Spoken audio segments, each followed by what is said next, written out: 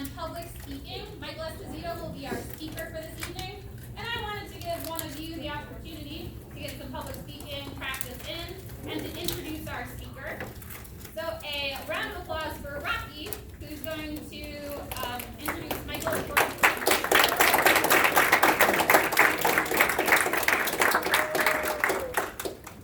Michael moved to the Hudson Valley from Queens, New York in 2003 to attend Marist College.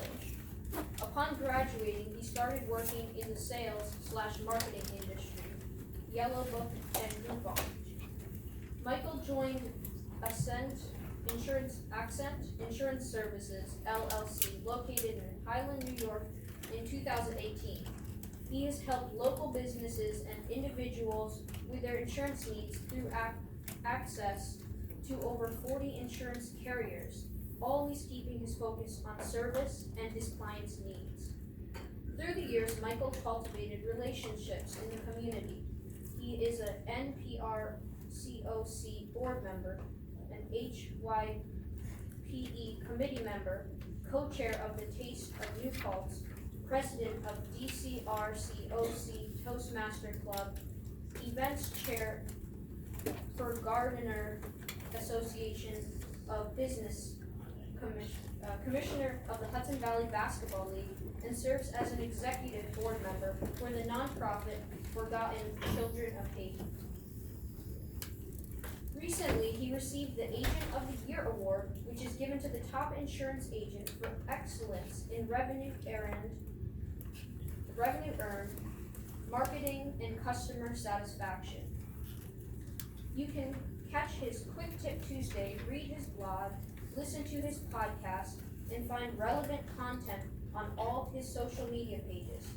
Michael attributes content marketing and networking to much of his success. He currently lives in Highland, New York with his wife and 2 daughters.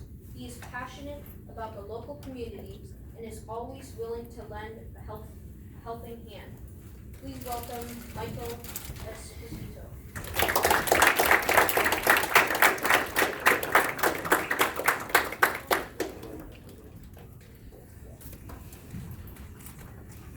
Ever since I was a little boy, I wanted to be an actor.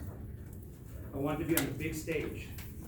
I wanted to be on the silver screen, on TV shows, like Zach Morris. You don't even know him, right? How about Mad Men? I wanted to be able to perform, to motivate, to inspire, to entertain,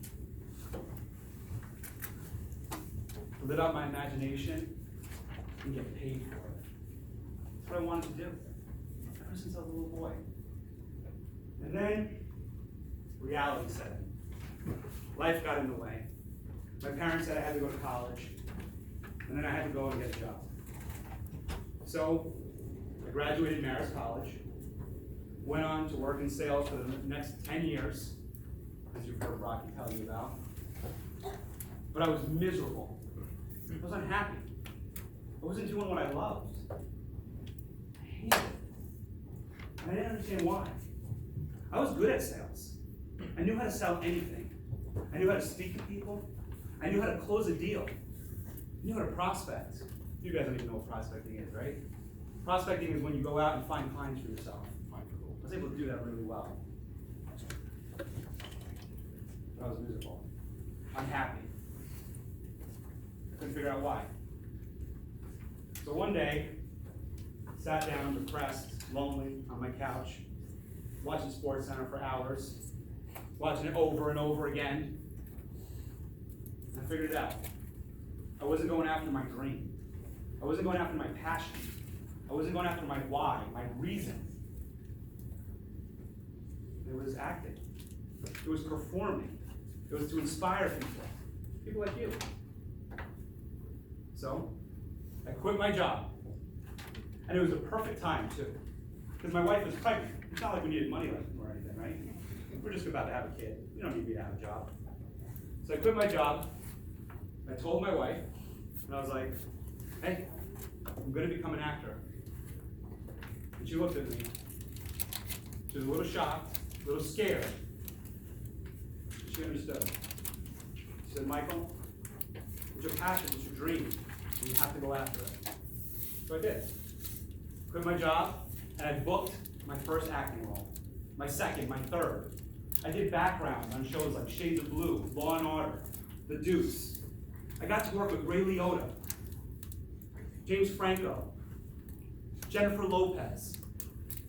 I was in a scene with them, individually. It was the coolest experience. And then I booked my best role ever. Those were background roles. I didn't speak in any of those. Just paced around, kind of like what I'm doing now, except I didn't speak. But I booked a theater role.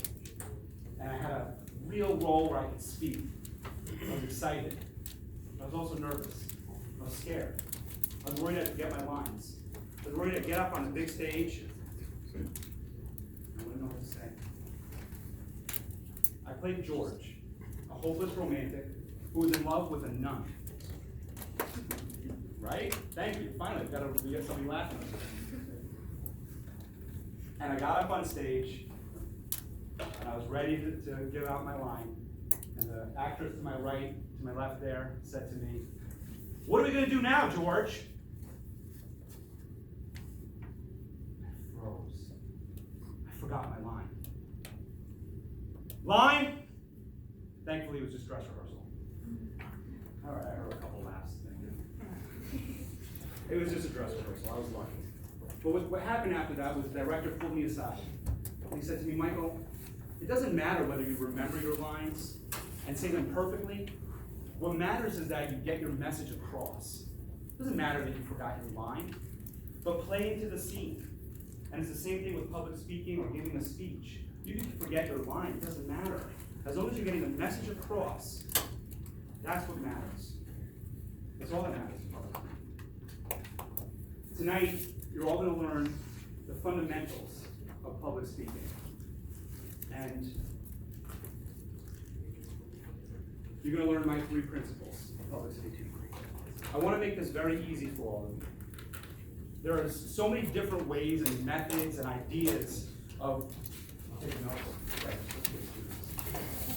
there's so many great different ideas of how to give a good public speaking course or seminar or fundamentals and all these different ideas. But what I like to look at is my 3 principles. And they're very simple. They're really simple because they encompass so much. There's so much that goes into all 3 of these principles. You can put them in so many different categories, it doesn't really matter. But the first principle I have is confidence. Your own confidence, your self-confidence, to believe in yourself, to know that what you have to say, somebody will listen to. We all have something to say. Knowledge, to know your content, know your material, know what you're coming up here to speak about, to research it, to learn about it, to be involved in it. And the last one there, your why. I told you all a story about how I lost my way, how I was upset and down and depressed, and upset that I was unhappy even though I was successful. I lost my why. What's your why? Tonight, I hope that you all leave here tonight learning what your why is, what your reason to speak is.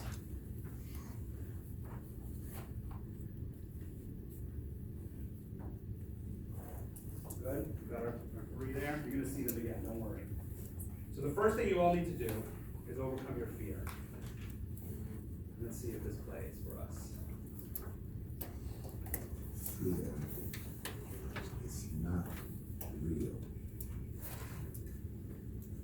The only place that fear can exist is in our thoughts of the future. It's the product of our imagination, causing us to fear things that do not at present and may not ever exist. That is mere insanity. Do not misunderstand me. Danger is very real, but fear is a choice.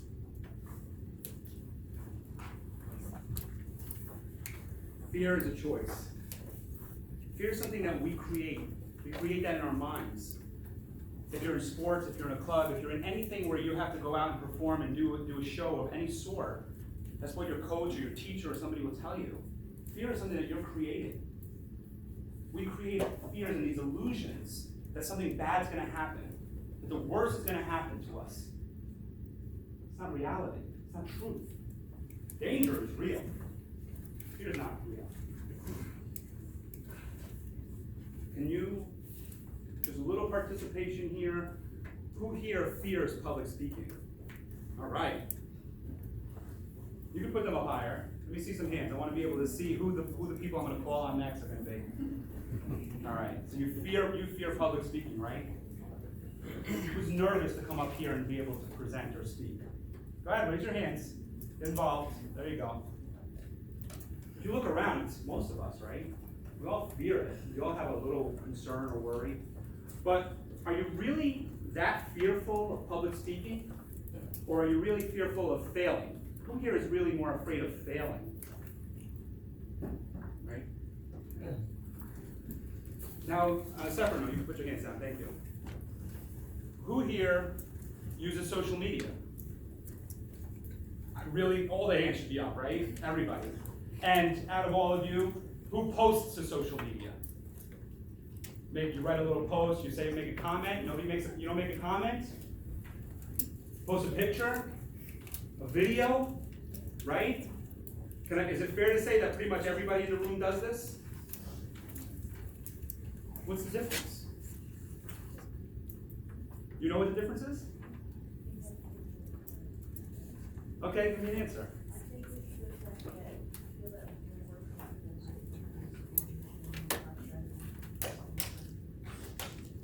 Right. So, and now your name, please? Princess. What Princess shared with me is that she's more comfortable behind a screen to be able to share her thoughts than be able to do it face to face. I think that that's very fair. I think we can all feel the same way. So we have our first activity here tonight. If you choose to participate in this activity, I got permission to allow you to take your phones out, open up your favorite social media app. I'm serious, go ahead. Don't do anything yet, just follow the directions. Take out your phones. Take out your favorite social media app. What are they, by the way? The only one I'm new on is TikTok. Thank you. All right, lift some kids up. There we go. All right, you got your favorite social media out? All right, you ready? Listen to the directions. Don't hit post yet. I don't want to embarrass anybody. I want you to compose a text, a message that's bold, ambitious, audacious, that scares you, that you would never come up here and say. Write it. Go ahead. Don't look at me. Write it.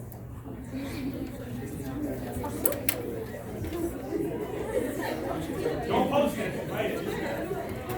If you don't have social media, try writing an email or try writing a text. It's the same idea. It doesn't necessarily have to be on social media. All right. All right, everybody wrote something, it seems like. You shared it with your friends already? Anybody want to share one of their posts with me before we post them? Don't post yet. Anybody brave enough to say what they wrote? From their seat? You can do it from your seat?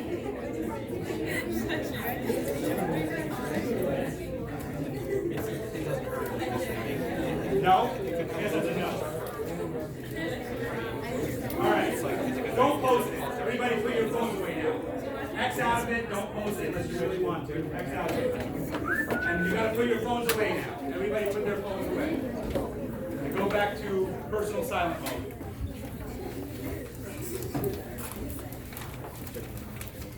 Is everybody back? That was fun, right? So, this is where I do want some of your participation. You don't have to tell me what you're doing that's right or what you did right or whatever. But, who here was willing to hit send? Okay, could you share with me why? You don't have to tell me what it was, but why? I don't know, because it doesn't make a difference really. Like, it's just more information people know. About you? Yeah, about it. And are you also willing to come up here and share it with everyone? You don't have to. You don't have to, I'm just asking. You would be. Okay, so you're more inclined to do something like that. Who here was really nervous about doing that and would never hit post on what they wrote? Princess, I called on you, and I'm going to be calling you a lot today. Young lady in the middle there. Why? You would never have posted it? No. Why? Too personal. You didn't want to be maybe judged by social media. Anybody else want to share why they would or wouldn't have posted it? So I wouldn't say mine out loud. Okay. I wouldn't mind posting it because it's sending to him. So But you would say yours out outside loud? of- You would say yours out I loud? would not. You would not? I would not. Okay. Because it's only him who's seeing it. So if anyone ever found out, I would know. So you're comfortable, so, and your name? Sanjay. Sanja. Sanja is comfortable, and this is okay, don't worry. I'm not gonna come back, I'm not gonna embarrass you. This exercise is not to embarrass anybody or make anybody feel bad about anything. But what Sanja just said is very real. He said, I was willing to post it if only he saw it, if only my close friend saw it. And when you think about public speaking, when we're speaking to our friend, one-on-one, we are public speaking. You're sharing thoughts, you're sharing ideas. And all that happens is that you start multiplying.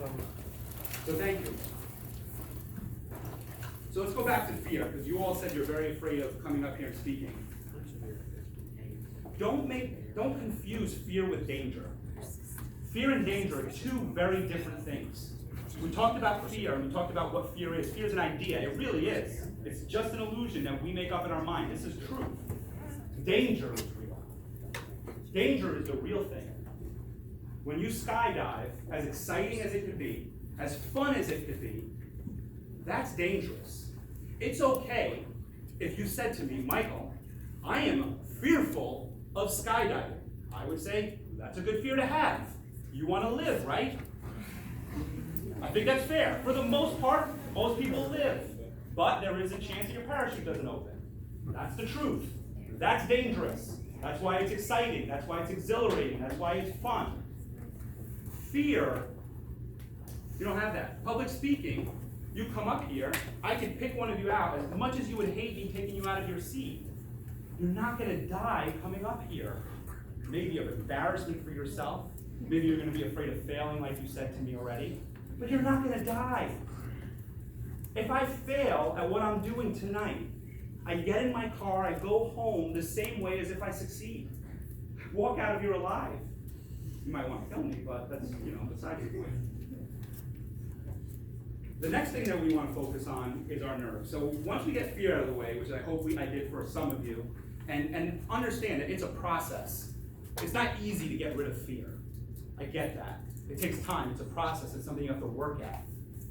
But realize that you can just push it aside and ignore it. But the one thing that's going to happen to you that's truth and that's physical is nerves. You might say, you know what, Michael, I'm not afraid to come up there. And I have my voice, and I want to be able to speak, but I'm nervous. I'm scared. I can feel it. What we don't want to confuse is nervous with excitement. See, you could be excited about something, but experience some of the same feelings that you do when you're nervous. Because you're relating the nerves with fear rather than excitement. So, does anybody know Tony Robbins? That's good. Fair enough. You don't know who he is. That's okay. Don't worry about it. You don't need to know who any of these people are. But the story is important.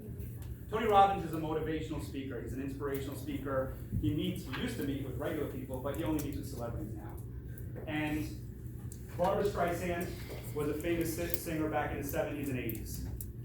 Barbra Streisand enlisted Tony's help because she was having severe panic attacks before she went out to perform.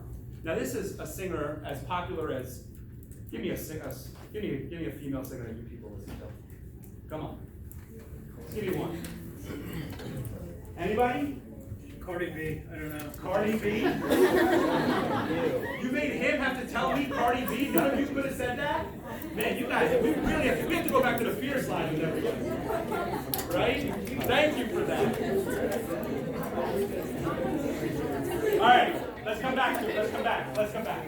The point is that she was just as famous, if not more, in her time. And what Barbara told Tony was that she was suffering from severe panic attacks because she wanted to go out there and perform. She wanted to give her all. She wanted people to feel her songs, to dance to her music, to enjoy it. But she was too afraid to go out. He said, how do you feel before you go out, Barbara? Tell me how you feel. And she said, Tony, I'm so excited to perform, My stomach hurts. My arms are shaking. My palms are sweating. It reminded Tony of the time when he went to a Bruce Springsteen concert. Bruce Springsteen is a rock star from that time as well. I'm sorry that I'm using very outdated singers, but this is the story that I know. Bruce Springsteen said to him, well, this is what happened. Tony went to a Bruce Springsteen concert, and Bruce rocked the house out. And being who Tony is, he was able to go backstage and meet him. And he said, Bruce, you rocked the house out. It was amazing. It was awesome. You had everybody on their feet. How did you do that? And he said, Tony, I have such a passion for what I do. I love to entertain. I love to be able to get people to dance to my music and sing my songs. Tony said, that's awesome, man. You really rocked it out. But Tony, how did you feel before you went out? He said, Tony, I get so excited. I get so amped up. My stomach hurts. My body shakes. And my palms are sweating. Tony shared that story with Barbara. And he told her, Barbara, you're making a mistake. You're confusing your nerves with fear, when really your nerves have to do with excitement. You're excited to perform. You're excited to fulfill your passion, to give the audience what they want, to give them what they came for. You're excited. So when she went out, she performed. And she continued to perform and win awards and all that other stuff that singers win. So, what you realize with those two stories is what you focus on is what you get. Bruce Springsteen focused on his excitement, his enjoyment of performing, whereas Barbara was focusing on her fear. If you focus on what you're excited about, if you focus on your passion, you won't be afraid to come up here and speak. So the main point to tonight is finding out your why, your reason. Why are you here tonight? Why are you in this program? What's your why? Anybody want to share their why? You're all here for a reason, right? You handed in resumes when you got here. You're learning how to compose emails. Are you applying for college? Are you going to get an internship? Are you looking for a job? Those are good reasons to learn how to public speak, how to speak publicly.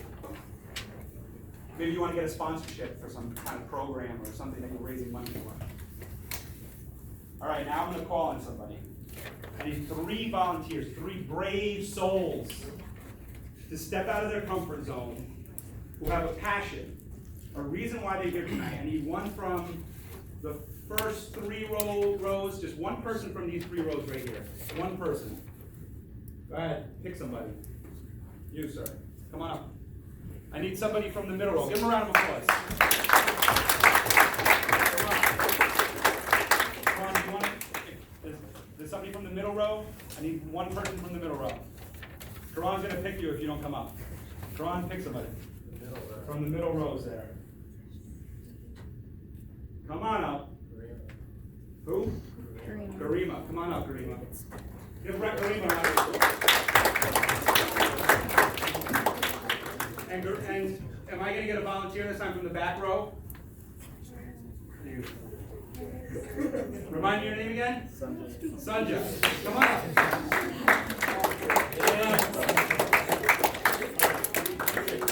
To back up just a little bit right around here. We're going to do a magic show. No, we're not. Princess, can I volunteer you just to take notes? You don't have to speak.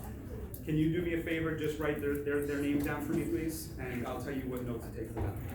Thank you. All right. So we have Kiran, excuse me, sorry. Kiran. Garima. Garima. And Sanjay. Sanjay. Great. Ready? I have the same question for all 3 of you. It's, what is your, why do you fear public speaking? Yeah. Okay. I think I fear public speaking because I'm sort of afraid of what people will think of what I say. They'll sort of I'll sort of regret if I don't say something, or if I say something incorrectly, or if I make one of those. Cool. Why do you fear public speaking?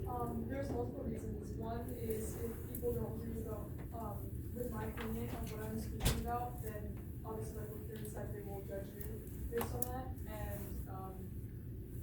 just like the fear of elements. Cool. So for Kieran, you could write judgment, and Disagreement and opinions. and disagreement, yeah, and opinions. So my biggest reason for fearing public speaking is I feel like people won't understand me a lot of times. I'm always really afraid that at the end of my presentation, people are either gonna be really bored or they're gonna ask a question, so what? Okay. Like that's where I'm really That's scared. fair. Engagement. Cool. And can you tell me why you need to learn how to speak publicly? Why you need to be able to present? What's your why? Well, so I'm starting on nonprofits, and I feel like having public speaking will help me with that a lot. It certainly will. So you're starting a non-for-profit. What's the name of it? Student aid project. Student Aid Project. And what's your reason? Are you talking about generally? Whatever it is, yeah, generally. What's your reason that you want to be able to speak? I feel like once in life you're gonna have to speak publicly. Only once in life? No, like at least once in life you're gonna have to. So, Okay. it's good to have those skills. So experience. And what's your I reason? hold leadership positions in many clubs and organizations, including like my class in the school. Okay. So it's very important that I know how to address them and make sure I'm engaging with them. Cool. And also I'm thinking about becoming a politician. So Oh, very cool. So he has some really great ambitions. We're gonna go hard on him. Politicians. Okay, great. Can we give our volunteers a big round of applause? It was very good.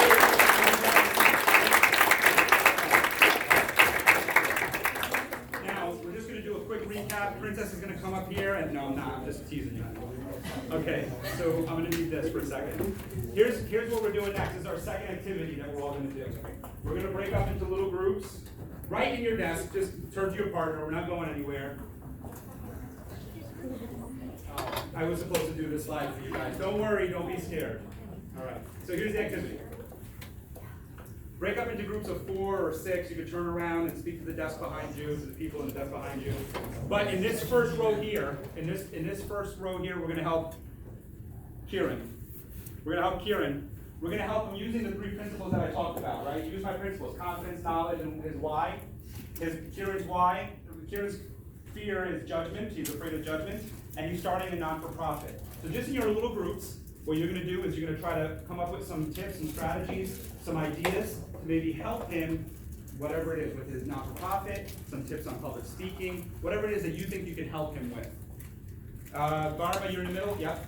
So the middle rows, So same thing. these first 3 rows, these second 3 rows are gonna be the second group, and then our last 3 rows, you'll be the third group. Correct. And you're gonna help that second group of 3 rows, you're gonna help Dharma, and you're gonna go over helping her overcome disagreements of opinions. And she wants to gain experience, so maybe you can give her some strategies on how she can get experience. And our last row is for Sanjay, and he wants to become a politician. So you guys have your work cut out for you. I'm expecting a lot from this group here.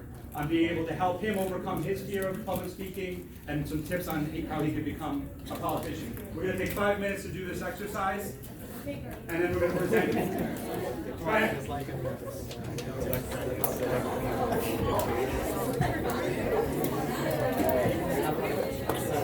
So mentors, if you want to circle around.